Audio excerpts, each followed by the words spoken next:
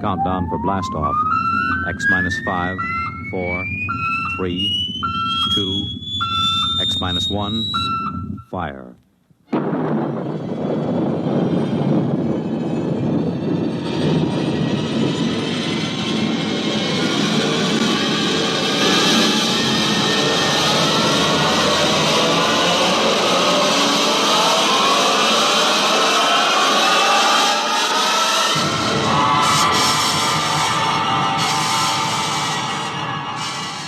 From the far horizons of the unknown come tales of new dimensions in time and space. These are stories of the future, adventures in which you'll live in a million, could be years, on 1,000 maybe worlds. The National Broadcasting Company, in cooperation with Galaxy Science Fiction Magazine, presents X minus 1.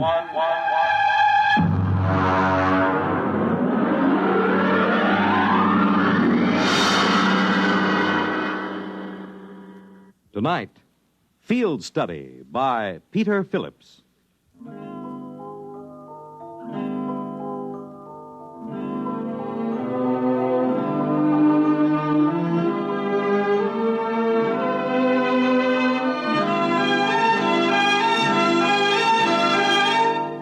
You might put down that newspaper for just a minute, Frank.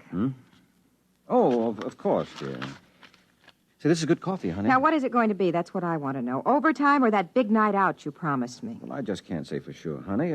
I'll phone you during the day. Look, you've been working on that Mitchell embezzlement for 3 months, day and night. Now that it's over, I think you'd want to celebrate. Well, I do, dear, I do. But I don't know just what this new assignment will involve. Oh, this is it. This is absolutely the end. You can change your job or change your wife, Frank. Oh, no, I thought I honey. married a man, not an accounting machine.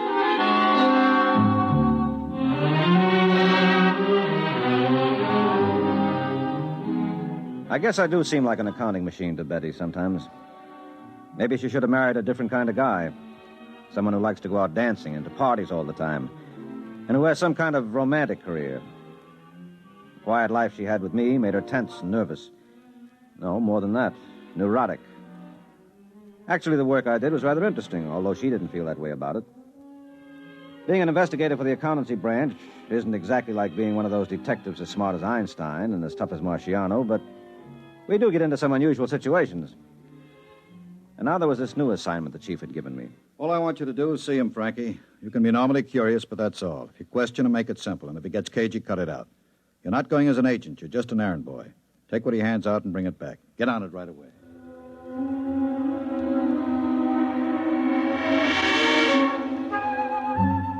Although I got there early, the waiting room was filled with about 40 people. 40 people who seemed to have everything from Parkinson's disease to muscular atrophy.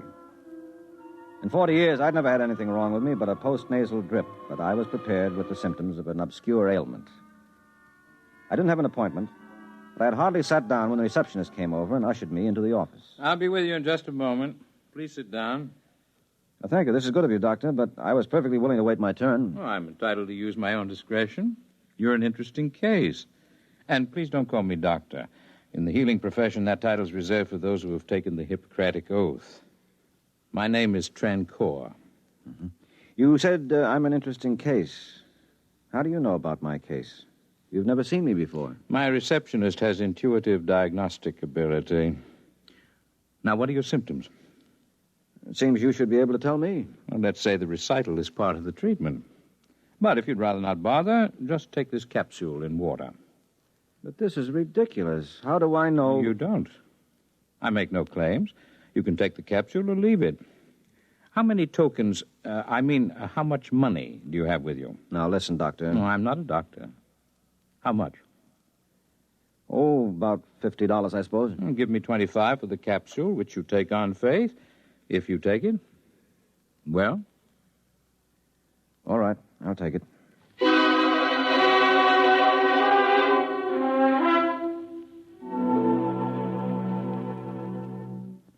I'm afraid that's all there is to report, Chief. That's all right. All we really wanted was the capsule. Have you gotten a report? Yes, and it took the laboratory 5 hours to break it down. Just a harmless protein solution. 2 other investigators got the same thing. What about the genuine patients? They get a solution of water and a vegetable dye. They're both useless, but when he spots an investigator, he tries to give our lab man a headache. Well, if he prescribes useless medicines, can't Trancor be booked for fraud? How? He doesn't make any claims for the blaster thing. How come he's on our level? Why the accountancy branch? Could be anybody's case. But every time a direct law enforcement agency has tried to investigate, the man has disappeared. They think we may be more discreet. What else do we know? A great deal. Then again, nothing. We have reports from law agencies and medical societies in London, Paris, Berlin, and Prague. Oh, that reminds me. Miss Hance, please ask Sir Greville to come in now. He sets up in business. Word of his cures gets around, he becomes a sensation, and then disappears. Thank you for waiting, Sir Greville. This is Frank Pake, who will be in charge of our investigation. How do you do? Frank, this is Sir Greville Gray, chairman of the English Medical Association. How do you do, sir? Suppose you tell Pake your own experience with Trancor, Sir Greville. Well, after conferring with my colleagues in other countries, I managed to have an interview with him when he set up shop in London. He's an impudent little devil, called me the chief witch doctor. When I said we'd prosecute, he flatly denied that he practiced medicine at all. What about the capsules? He said he simply offered the capsules because people expected something material. He said it made no difference whether they took them or not. In a word, he disclaims everything, even success. Perhaps legally he's in the clear. You mentioned his success. Do you credit him with success? I think he's a faker and a fraud. But some reputable doctors report that their own patients seem to have been cured of advanced leukemia, peritonitis, and appendicitis. That's why we must investigate these fantastic rumors as a professional and public duty. Just what do you want me to do, Chief? Find out all you can. Have him watched. Check with patients and stay with it. He may disappear at any time. This is a fine time for an assignment like this. My wife is about ready to get a psychiatrist or another husband. I'm sorry, Frankie, but you're the only one I can trust on a thing like this, and it shouldn't take long. Okay, Chief. You have a cigarette? Mine seem to be all gone. No wonder. You smoked half a dozen while we've been talking. Here. Thanks. I guess I do smoke too much. Probably what causes this post-nasal drip. Say, that's funny. What? My head is cleared up.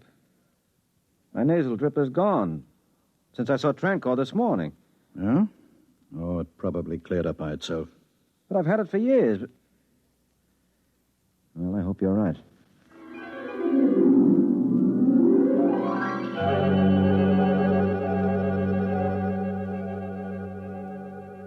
Oh, look, sweetheart, I know I practically promised, but I can't make it tonight. I've been hearing that over and over. But, darling, this is a special case. It's detective work. The police are helping me. Oh, so you think you're a real G-man now, huh? A big, tough hero running around with a bottle of rye and a blonde. Oh, sweetie. Listen, hero, I hope they shoot first. I'm through. Oh, it's nothing like that, honey. Now, you're just upset and unreasonable. Well, look, I'll try to be home early. I'll call you. Don't bother. I won't be here. I heard from an old school friend today, and since you're going to be busy, I may as well go out. Oh, but, baby, I'll listen. see you around town. And if you do get home early, don't wait up.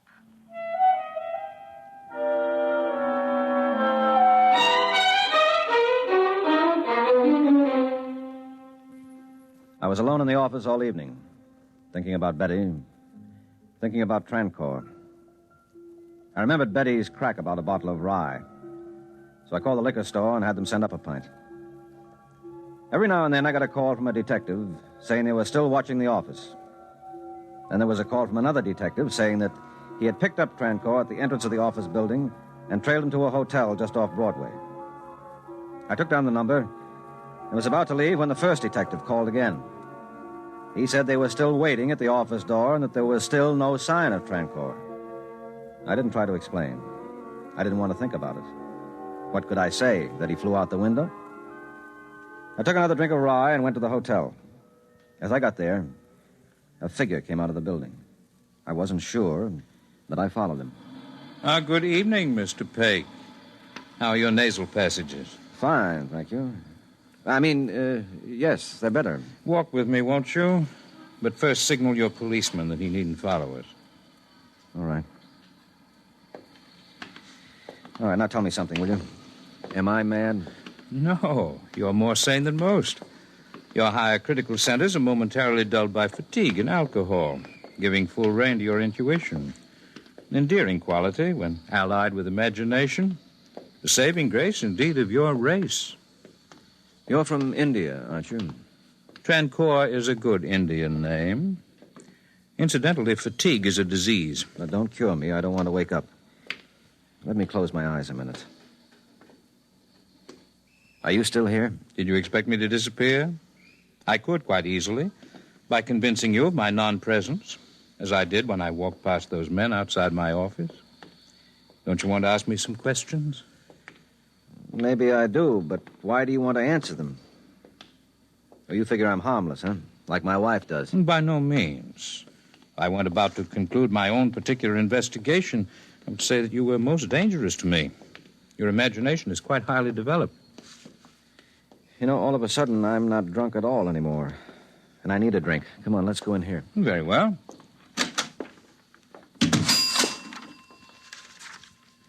A double rye, please. The same.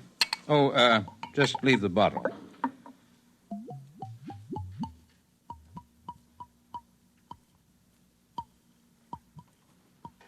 Ah, that's better. I was thirsty. You drank half the bottle. I make sure to eliminate the poisons in the alcohol, thus the toxic effects. As a rule, I don't drink, but when in Rome... Wait a minute. I remember reading a story once. You're from the future. Your imagination deserves something better than comic strips to work on. It's fascinating, but depressing to see science negated by superstition. Your concept of time is the greatest superstition. Well, now, let's go back. You did cure my postnasal drip, didn't you? The infection was cured by your body. I helped. I can't tell you how unless you have 500 years to spare. Well, I don't. I haven't got 12 hours to spare if I'm to save my job, my reputation, or my wife. I do need some answers to a pretty lengthy questionnaire. Who, when, what, why, and where. You're convinced I'm a telepath? Well, aren't you? Not in your sense of the term. When you came into my waiting room, I knew you were not there as a patient. Your presence was in disharmony. As for your name and occupation, they're naturally blazed so clearly on the surface of your mind that even your native clairvoyance could read the information. Well, that takes a load off my mind. Are you too big for me to understand? We'll see. I'm just looking at that girl over there. What a pity. 3/4 of her right lung is gone. Yeah? Well, you could put her right. Well, I could stop the infection. But she would return to that back room full of smoke and dust. She'd still travel on a crowded subway to an overheated office. She'd still starve herself to buy clothes to keep in fashion. I don't have a cure for those things. Well, that's the first time I've heard you admit you have a cure for anything. What are you, Mr. Trancorn? A healer. That is my profession.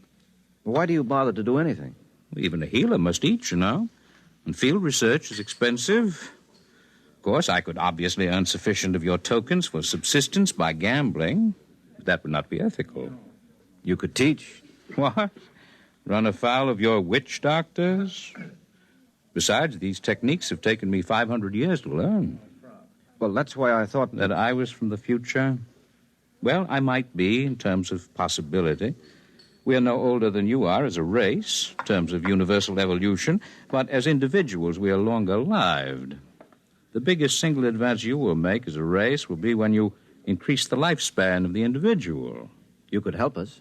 We could, but that must be achieved by your own efforts.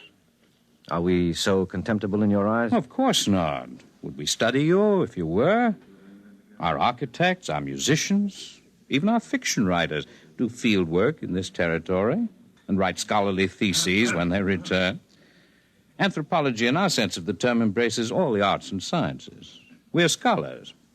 Occasionally, we innovate, and you benefit. Why do you want to tell me this? Frankly, I like you. You have imagination enough to control your terrestrial chauvinism, your natural resentment of being studied. It may comfort you to know that in the physical sciences, your race is considered quite well advanced. Well, thank you. And come to think of it, I do resent being a bug under your microscope. I hate it. I could kill you. But you won't. Others would. Now you understand why our visits are unannounced. Will be until all men are as essentially civilized, that is to say, non-aggressive, as you are. How do you come here? I know what you're wondering. But no, I don't have a spaceship garaged anywhere. You see, we don't travel. We we arrive. Afraid the distinction is not clear to you, but it'll have to do. Now, I must go to work. I have only 8 hours. Will you be my guide? What do you want to see? The city at play in the pre-dawn hours. I think my wife would suit you better in the role of a guide.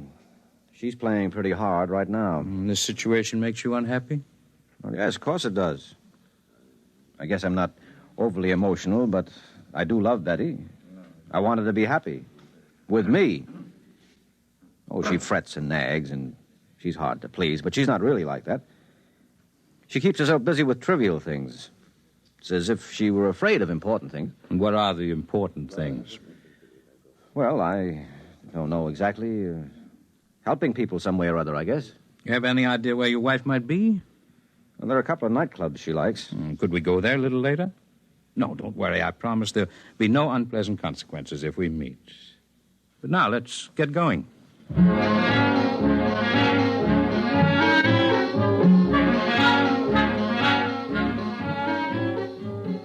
We made the early morning rounds of Manhattan. The bars, nightclubs, penny arcades. We played a pinball machine, and I watched the steel ball hit the prize number 25 times. We quit bowling after his second straight 300 game, and I didn't even bother to pick up a cue in the billiard parlor. Then we went to the Clover Club, where I saw Betty at a table in a low-cut evening gown. She was sitting with a big curly-haired guy who looked like an ex-football player who was wearing shoulder pads under his jacket. You see her? Yes, there she is, in that practically non-existent dress. Would you consider me uncivilized if I poked that big dope in the eye? Let's go over. And remember, you're not altogether without blame in this development.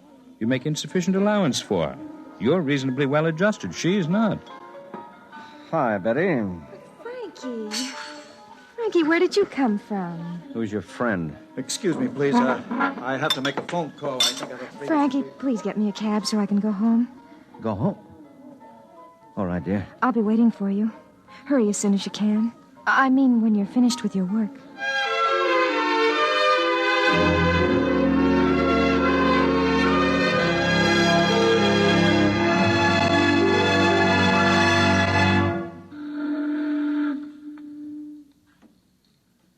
It's beautiful here, watching the lights on the river.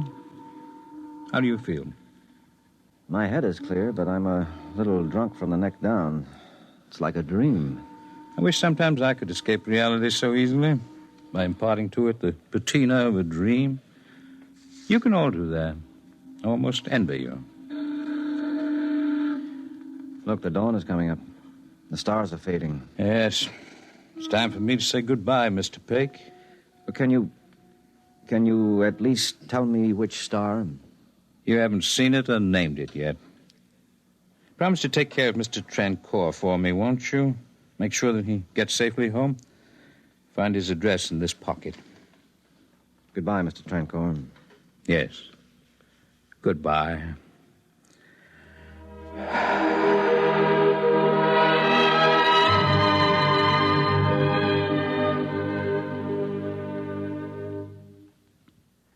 That's the way it happened, Chief.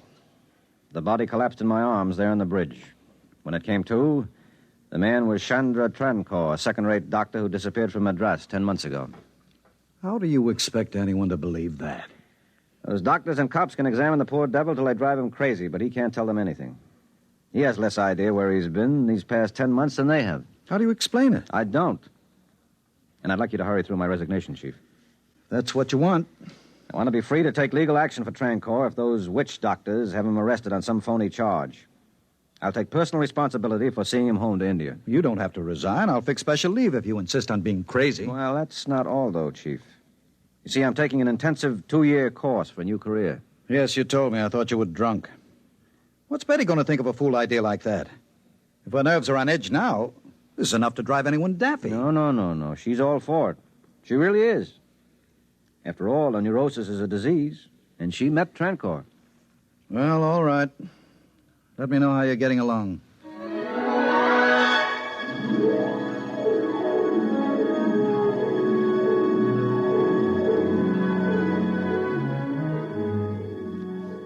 A letter from Pake, Miss Hance. From the Mabello Medical Mission, Upper Congo. been 3 years since we heard from Pate. This is probably the most backward tribe mentally and physically in all Africa. Some trouble with the witch doctors at first, but they're beginning to trust me, with Betty's help. The women here love her, and she finds the tribal customs fascinating. Watch out for my name in the Anthropological Review.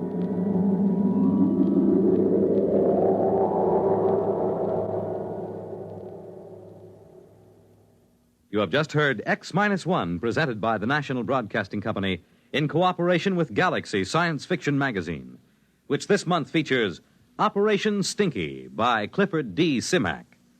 What is man's best friend? The answer was so vital that every possible resource that could be found had to be poured into this one great project. Galaxy Magazine, on your newsstand today.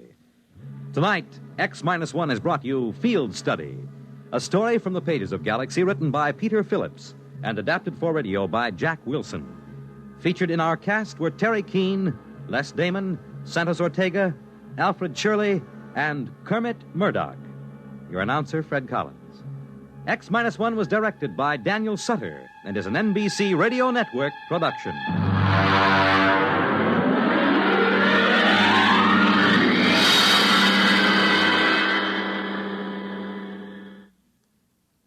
Can you identify the NBC bandstand jingle jangler?